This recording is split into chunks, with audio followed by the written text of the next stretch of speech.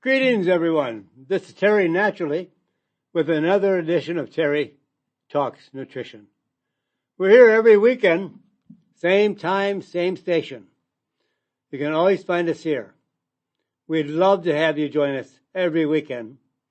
I know there's a lot of things on your plate, a lot of things that have to be done, but maybe when you're driving around shopping or whatever you're doing, you can have the radio on in the background and learn more about health and nutrition, because your doctor is not going to help you.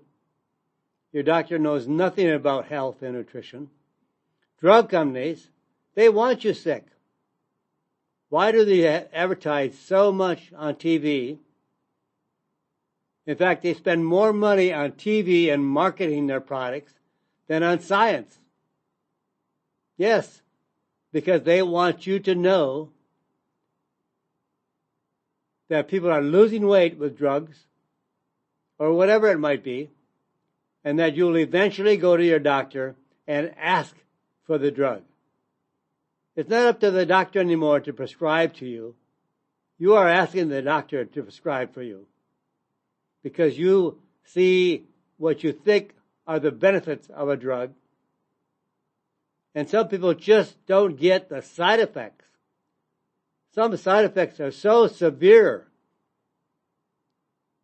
A couple of the side effects that would make me like, wow, I'm not taking that drug. Blindness, loss of vision, and death. Well, that's a pretty serious side effect that they would list that you could die by taking their drug.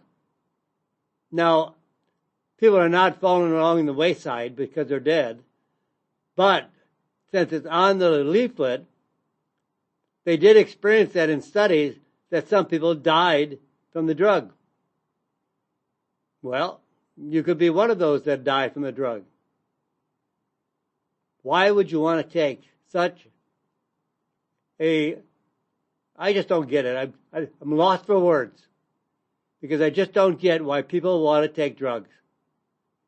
You have no idea what those drugs will do to you. And there are natural alternatives. Actually, products you can buy in your health food store, high quality products that will give you as good a results as the drugs, and maybe in many cases, many better results than the drugs. Just don't take drugs and think you're going to have a better quality of life. It doesn't work that way. You'll eventually have to take another drug to correct the side effects of the first drug. And you know, those are only taking care of the symptoms. They're managing the symptoms. They're not making you healthy. In fact, they're making you more unhealthy. Drugs are not the answer.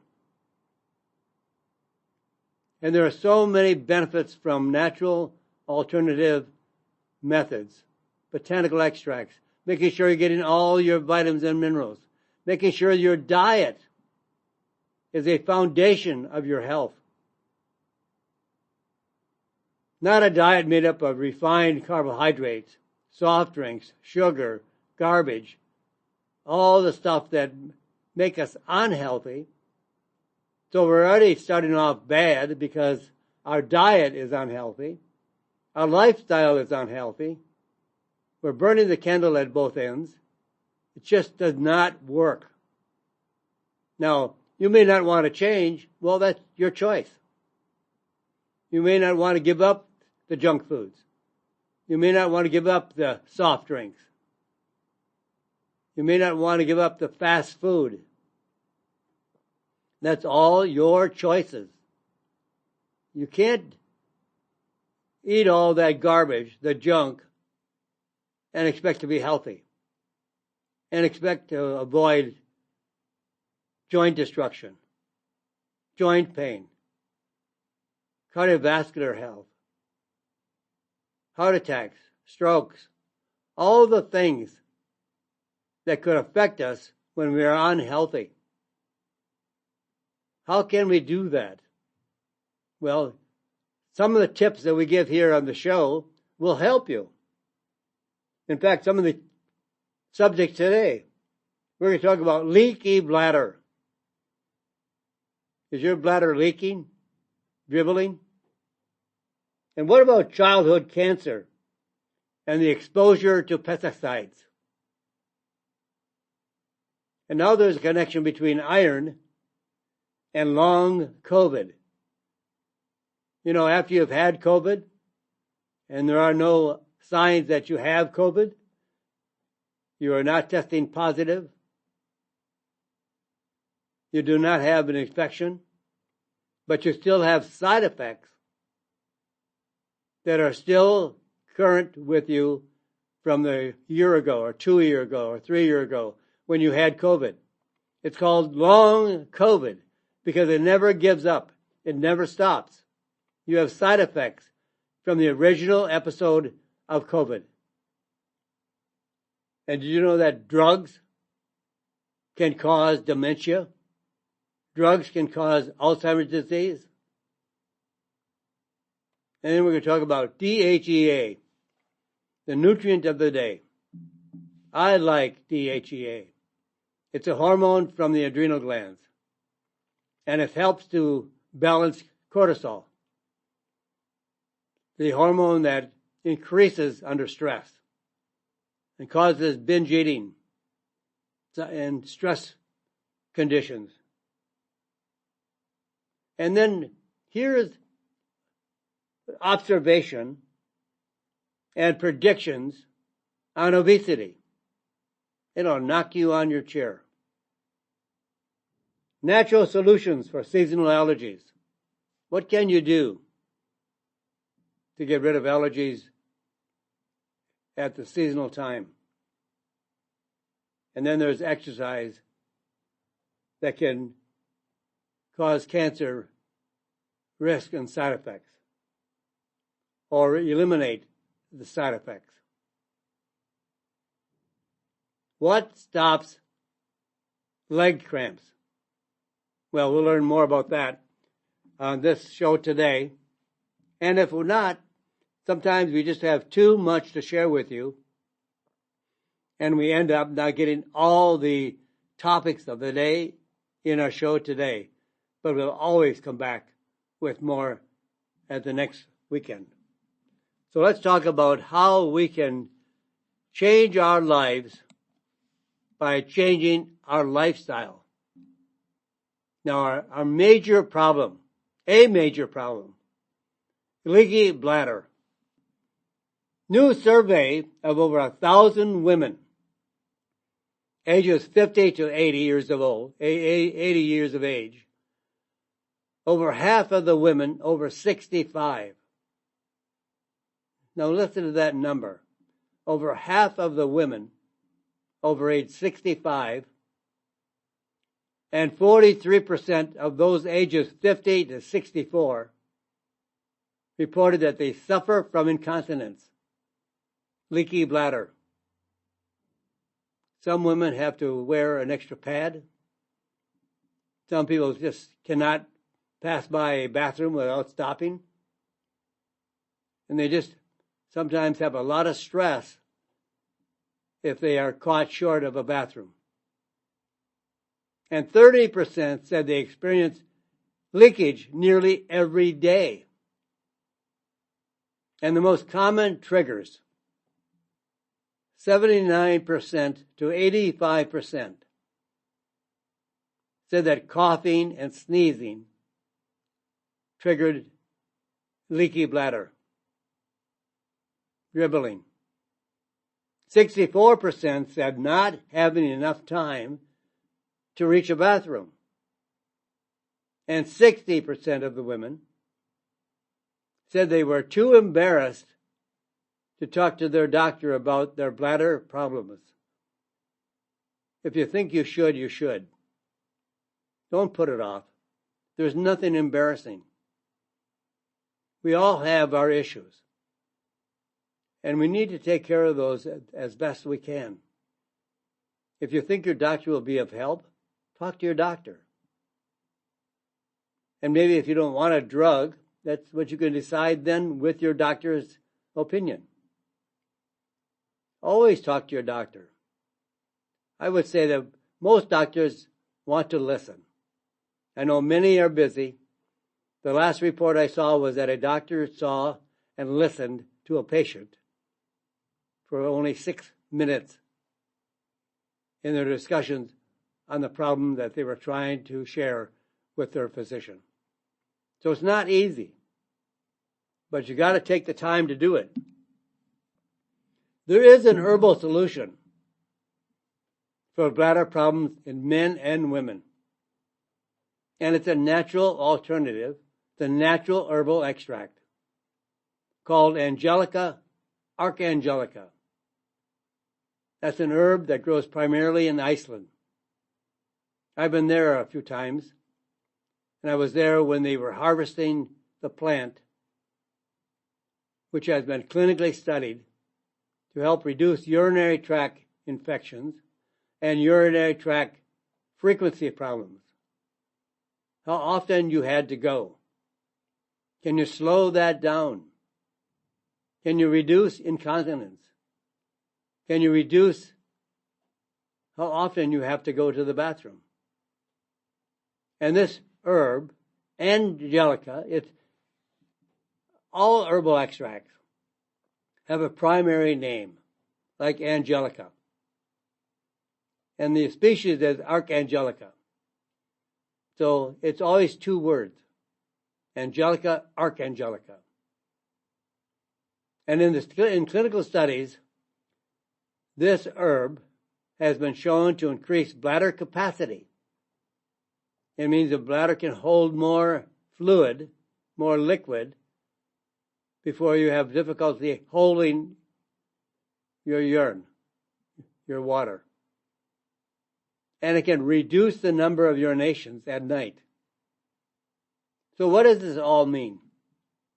What does it do for us? Well, participants had to make fewer bathroom trips at night. Fewer bathroom trips mean better sleep, better rest, less stress, and you feel better the next day.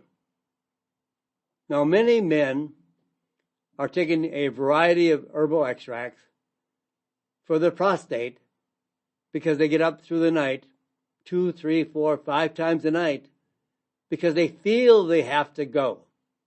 They really don't have to go, but they feel they have to go, and so it triggers them awake, and they're losing sleep.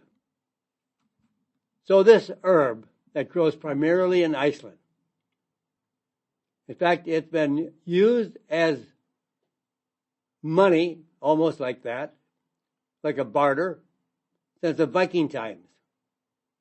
A long, long time, in the days that there were Vikings. And it was used like a salary, like an exchange of money. They could use it for bartering.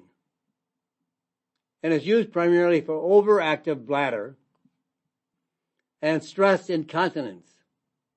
Also for BPH, benign prostatic hyperplasia, prostate problems. It doesn't take away the prostate problem, but it gives you a chance to reduce the need and the feel to go to the bathroom because you have a larger capacity in the bladder to hold your urine. And it reduces nighttime trips to the bathroom. It reduces bedwetting and a interstitial cystitis, inflammation of the bladder. In fact, in Iceland, Angelica is more popular for bladder issues and prostate issues than saw palmetto. The berries that are growing on the plant that is along the East Coast, North Carolina, Georgia, Florida. Saw palmetto. So many men are taking a combination, pygeum, saw palmetto, zinc, pumpkin, all issued and directed to the prostate. but it's the prostate that just swells up as we get older, and it pushes on the bladder and causes the bladder to feel a sensation that they have to go to the bathroom. And the bladder becomes smaller because it's being squeezed off by the larger size prostate as it grows. It swells up. So this just gives your bladder a better chance to reduce the need to get up and go to the bathroom at night, or causing it to dribble because it's being squeezed off by the growth of the prostate. So how do you use Angelica? Well, the research has shown in Iceland on clinical studies 100 to 200 milligrams daily of Angelica. Now make sure you look for Angelica, Archangelica, because there are other forms of Angelica. They don't work. They have wonderful properties of their own. Angelica sinensis is another Angelica herb, and it's primarily for women, for healthy women, for healthy conditions of women, and it's a wonderful herb, but it's not the one you want for bladder problems. The one you want for bladder problems is called Angelica, Archangelica. And usually it's a water soluble. It's broken down into water, easily absorbed. And it usually comes in a powdered capsule. And people have excellent results, 100 to 200 milligrams daily.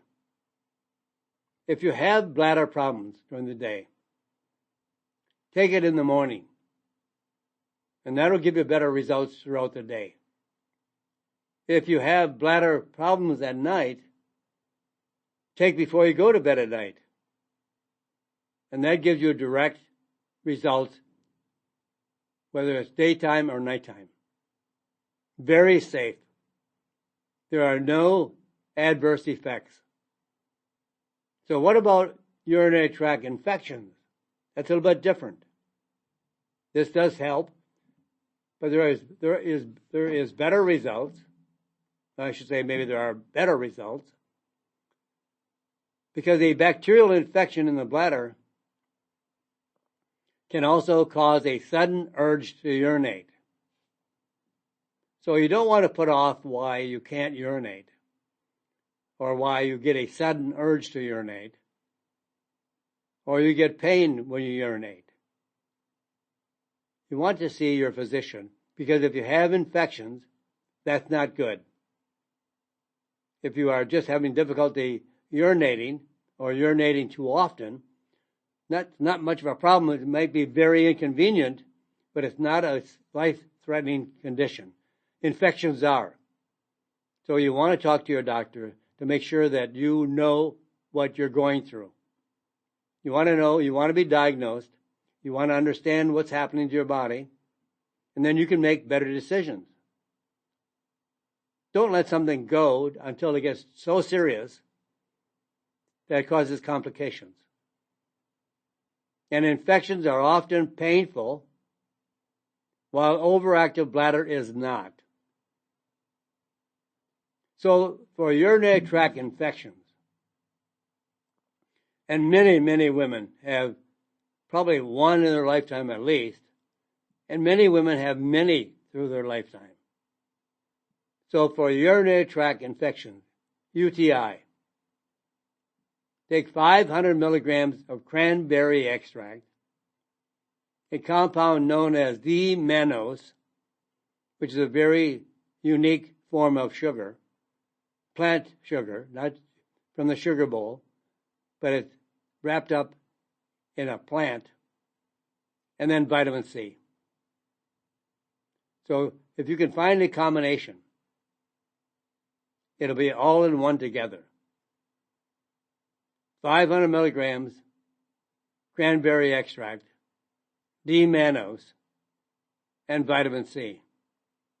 It's a great combination to help you overcome urinary tract infections. Now, childhood cancer and how it is affected by pesticide exposure. Pesticides are everywhere. Our environment, millions of pounds of pesticides. It's such a high number, it's unbelievable. Something like 300 million pounds. Don't take me out of my 300 pound. It's in the ballpark. But the last report I saw, I think it was 300 pounds. Or 300 million pounds.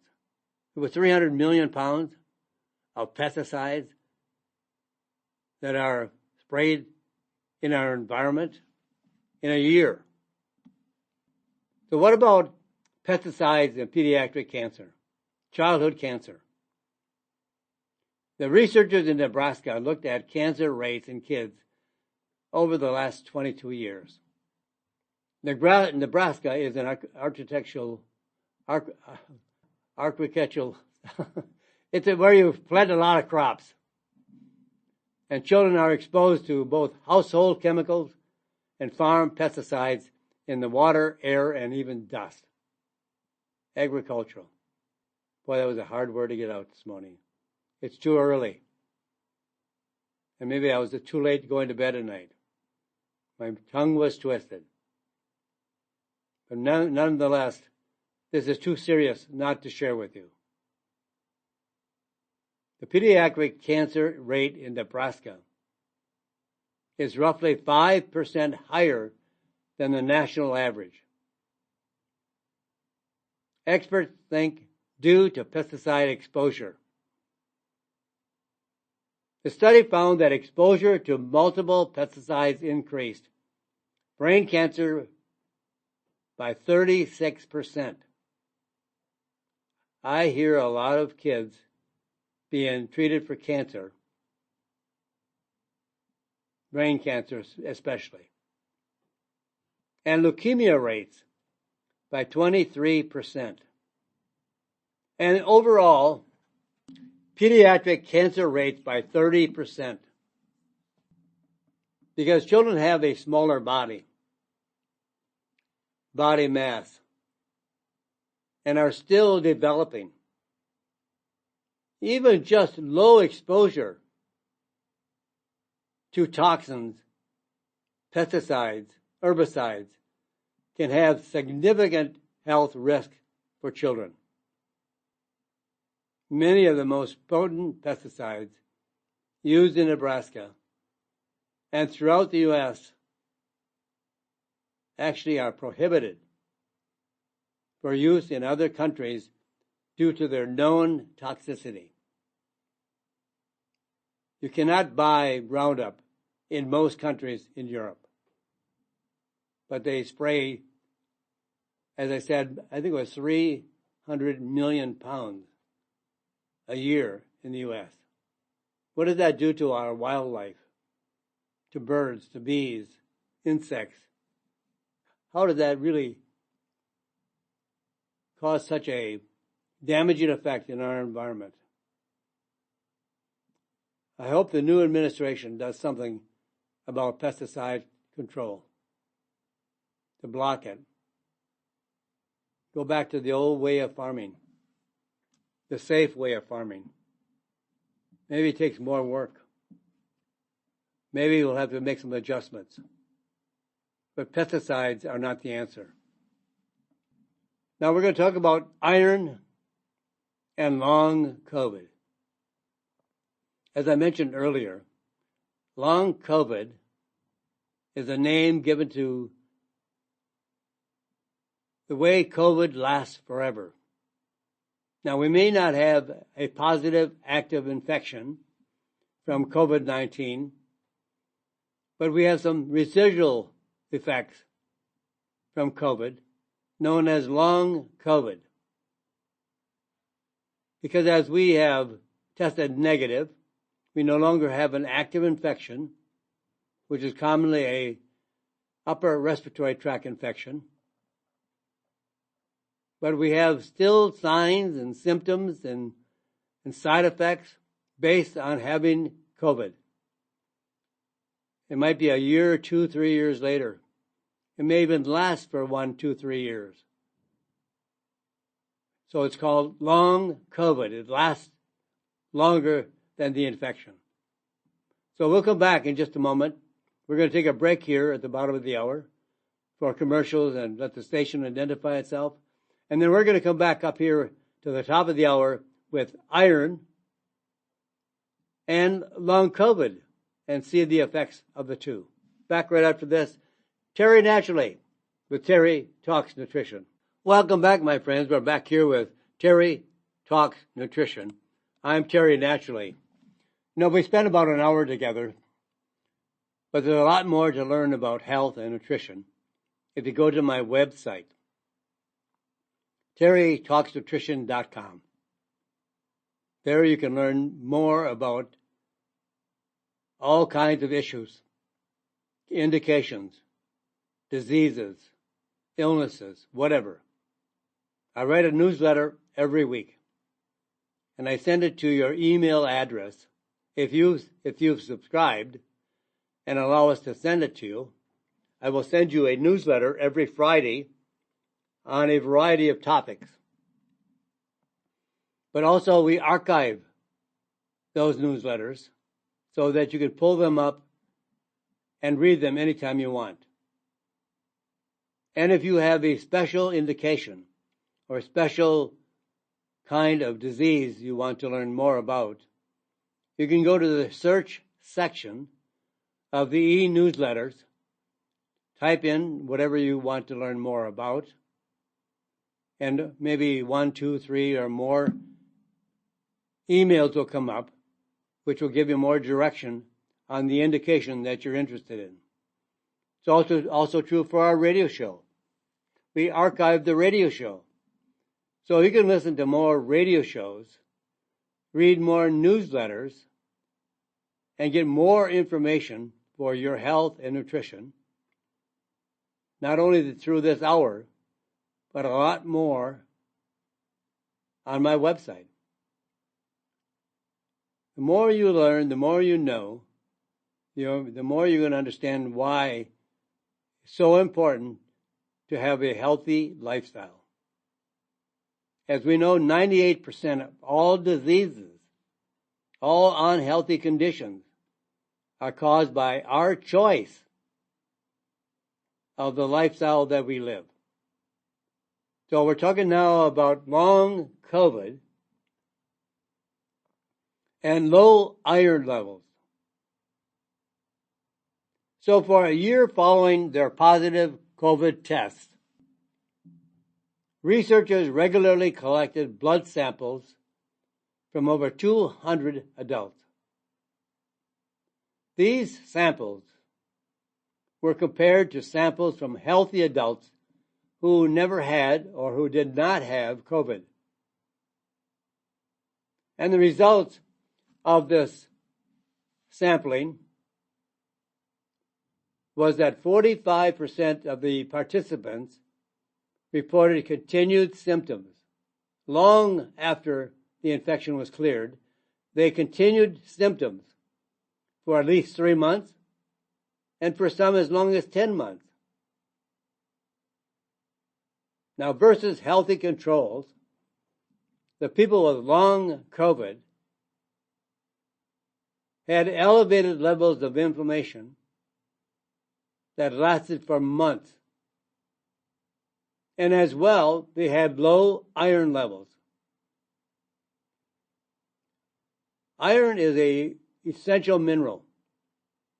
We need it for a variety of conditions. But it's hard-pressed to find iron in any formulation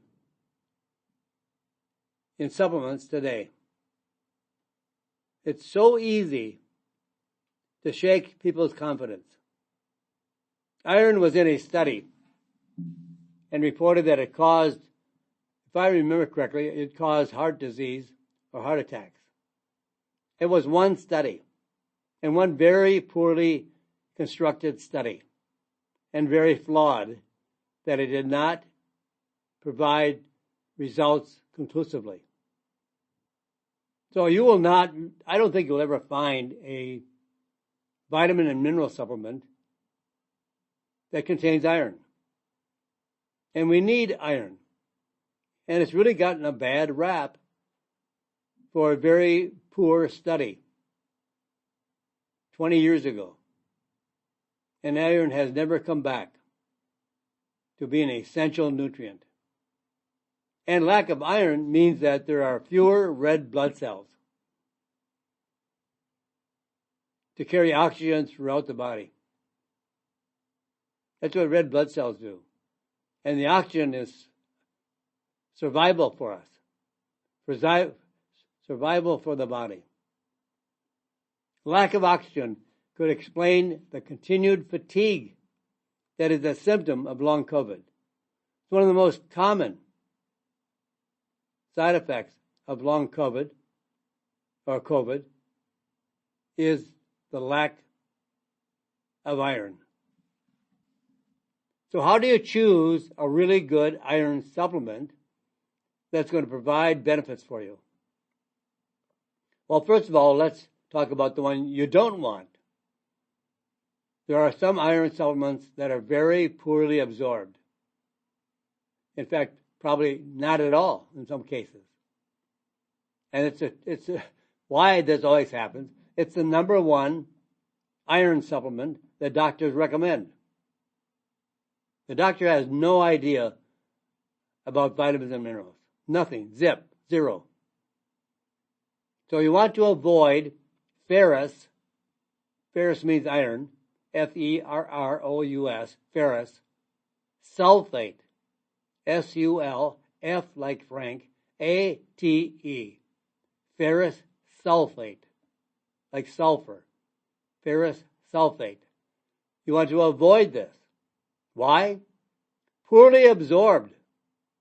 If you take 200 milligrams, you're going to absorb about 2 milligrams. Poorly absorbed and frequently causes constipation and bloating. 50% of the people prescribed supplemental ferrous sulfate stop taking it because of the adverse effects, the side effects. So you want to look for a heme iron, H-E-M-E. Heme iron from liver extract. Liver is a storehouse of iron. Liver is a superfood. Contains so many nutrients. And it has the most bioavailable form of iron. It's absorbed up to 33% absorption.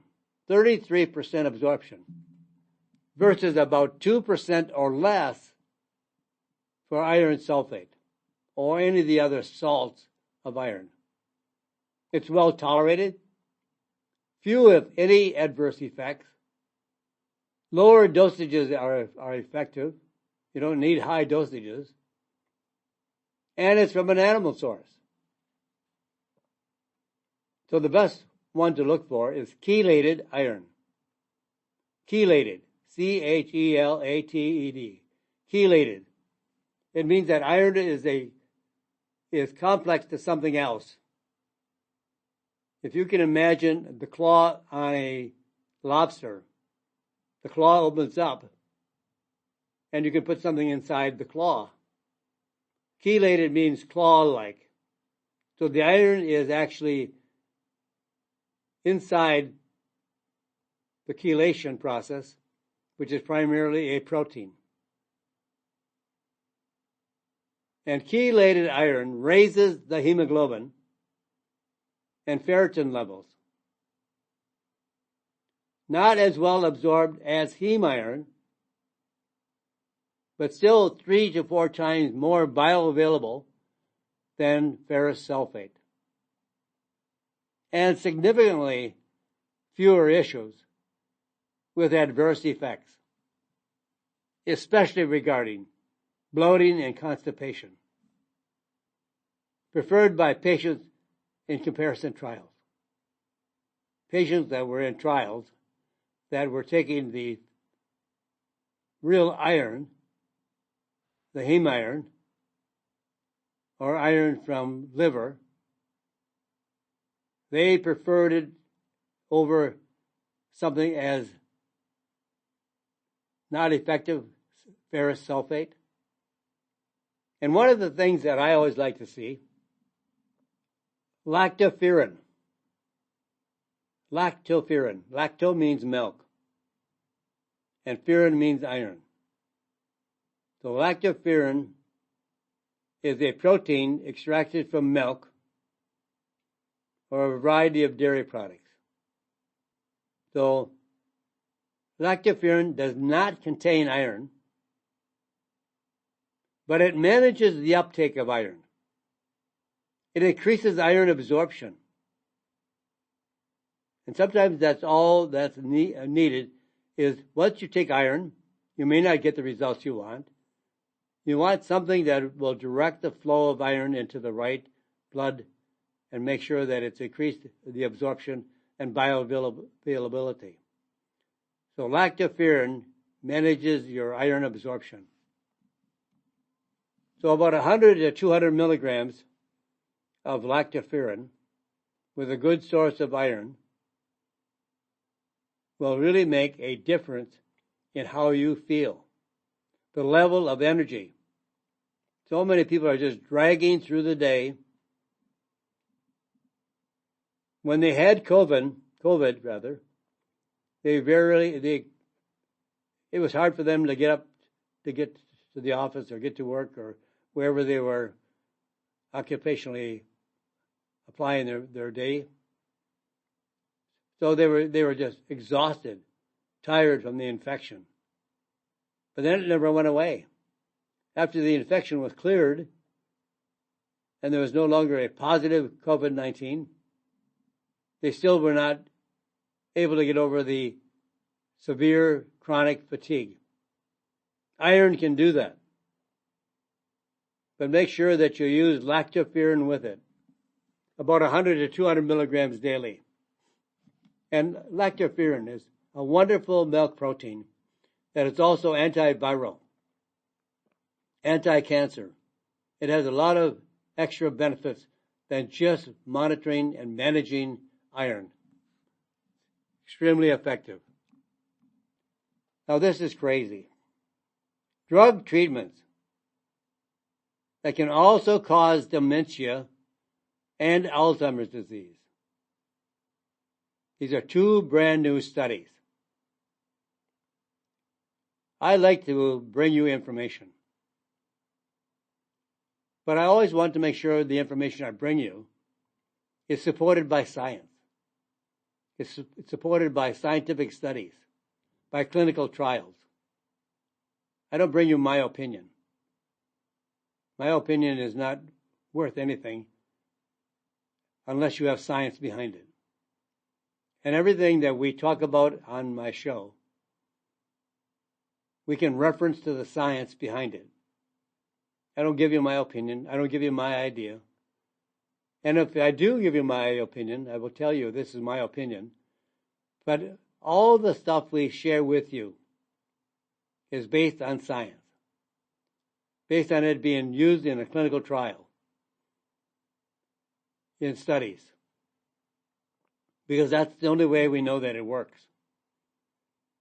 I want to make sure that we give you the right news. Now, maybe you won't use it. That's up to you. It's your choice whether you use this information. I think it would behoove you a tremendous amount to use some of this information. Whether or not you have incontinence, leaky bladder, or whatever it might be. We are giving you the real deal. We're giving you the truth. So here's a menopausal symptom study due to hormone therapy. In a recent study, researchers compared brain scans of women at least 70 years old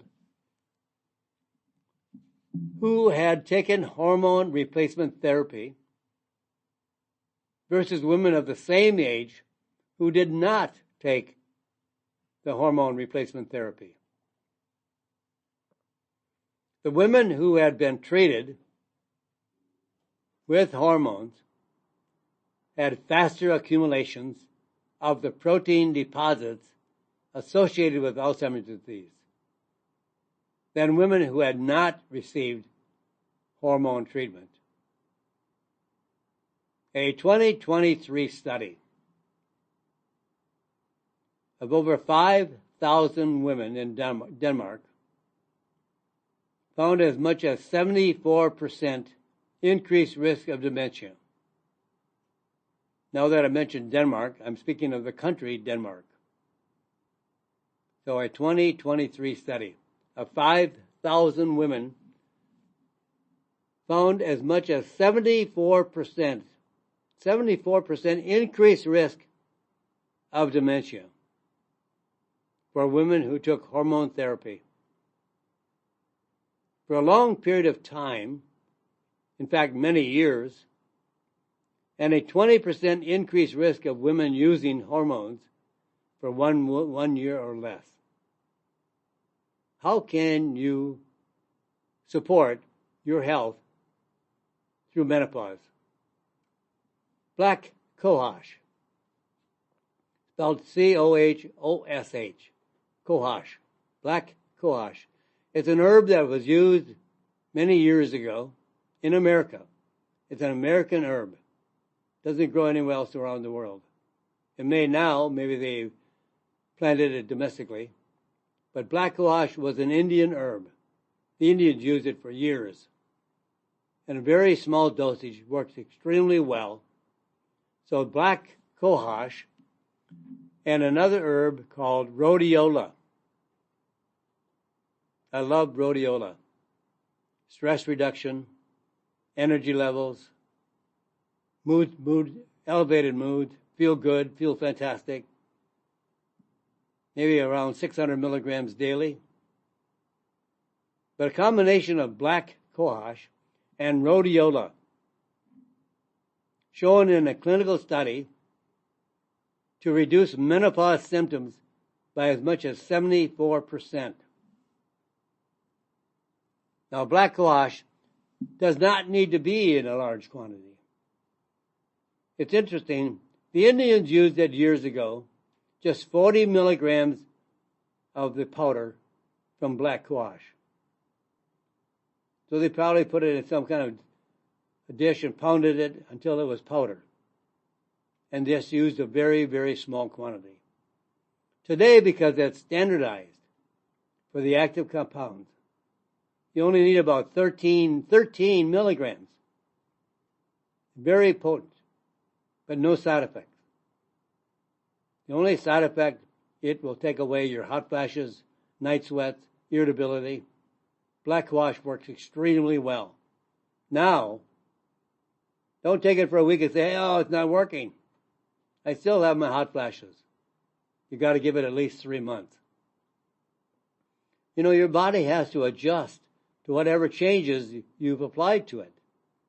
When you give it something new, it's not going to give you results in a week or 2 weeks or 3 weeks. Sometimes it takes time, up to 3 months. I always say give a trial of 3 months. That's my opinion. I have no science on that. But I think from looking at people and observations of people and how they responded, it takes about 3 months to make an adjustment in your body's chemistry. And some of these times, we have had conditions that we have been plagued with for decades. You can't expect those conditions to go away in a week. It takes time. In some cases, I think it takes around 6 months. But you have to try the black cohosh and rhodiola for 3 months. Gives phenomenal results. Now, sometimes, when you look at hormone therapy in menopause symptoms, you have to look at the drugs for allergies and bladder problems. For the anticholinergic drugs that block the action of acetylcholine, the acetylcholine in the brain, Acetylcholine is involved in learning and memory. It's a natural process. One brand called Benadryl, is an antihistamine drug that also has anticholinergic activities. Pharmacists traced the data from 3,500 adult women and men, including the medications they took for 10 years before starting the study. Participants were followed for an average of 7 years. Taking these anticholinergic drugs increased the risk of developing Alzheimer's disease. The longer the drugs were taken, the greater the increased risk. 3 years of use or more increased, 3 years or more, actually increased the risk of Alzheimer's disease by 54%. And how many people are living on these drugs, like Benadryl? Acetylcholine and the production of acetylcholine declines with age. So when you take something like a drug that inhibits acetylcholine, is a double whammy. For older adults, what would you take that would not cause a anticholinergic result? Well, the research shows the natural compound called quercetin. Quercetin, Quercetin. Quercetin, fantastic results for allergies. No known side effects. No adverse events. And Archangelica for bladder problems. These are wonderful natural solutions for problems of allergies. And the drugs are terrible that are used to treat allergies. There are many natural ways to reduce histamine. So this is very encouraging to use something natural to reduce allergies quite successfully. And I think I would look for one that could also provide gamma-cyclodextrin. Gamma-cyclodextrin is a starch that is broken down by enzymes that, when taken together, quercetin and the gamma-cyclodextrin, increases the absorption substantially of the herb. Quercetin is not easily absorbed. It's a large molecule. It does not get through the intestinal wall very easily into the bloodstream. Even though that the intestinal wall is only 1 cell thick. 1 cell. Hard to have some of those natural products or drugs absorbed through the intestinal wall to provide benefits by circulating through the bloodstream throughout the entire body, from toe tip to head. So gamma-cyclodextrin is extremely effective, bound to quercetin to increase the absorption. And in my opinion, I would take about 250 milligrams once or twice a day to inhibit histamine, to block histamine. All the side effects of allergies comes from an increased level of histamine. Lower the dosage. These are some natural alternatives that everybody can use. I would be cautious about children. Their bodies are small, and you want to make sure that you are really treating the right symptoms, the right conditions. So I would always check with your physician before you gave something to children. I think after the age of 12, most children can take a smaller dosage than adults and derive benefits. but I would not, in most cases, go lower than 12 years of age. There's a few things that you can use that are okay for a 4-year-old or a 6-year-old, but you have to check with the label or the product you're buying to make sure that they give you an indication to use for children. So we did not explore all of our topics today. And we're almost out of the program. We're less than a minute left in the show. And we have not finished all of our topics that we had discussed early in the program. But I'll be back. I'll be back next week, and the next week, and the next week, and the next week. I plan to go nowhere. I plan to be here to help you decide the best way to live your life, to have a quality of life and a longevity of life. People can live better quality and longer in life if they choose. We can make some big changes. So let's do that together. I'll be here. I hope you are here too. So say a prayer for this crazy world. Yeah, it is a crazy world. Definitely, for sure. And God bless you, my friends. God bless this great country. Thank you for listening to Terry Talks Nutrition Weekly Show. Don't forget to subscribe and leave a review on your favorite podcast platform, including Apple, Google, and iHeartRadio.